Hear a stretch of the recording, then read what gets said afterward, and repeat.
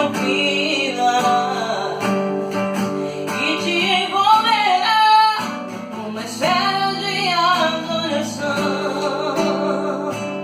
Por isso clame ao Pai, clame ao Filho, clame ao Espírito de Deus.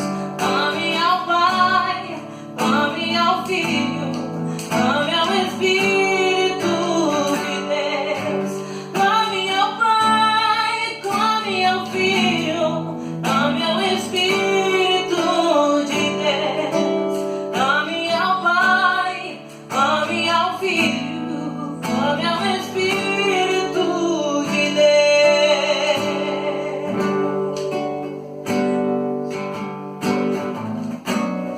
Quando passares por tribulação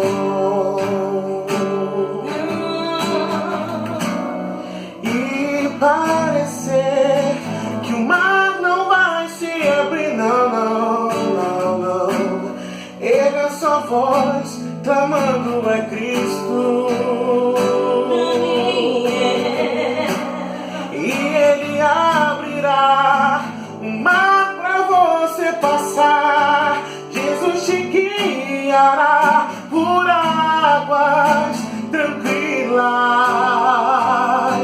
e te envolverá numa esfera de adoração. Por isso clame ao Pai, clame ao Filho, clame ao Espírito de Deus.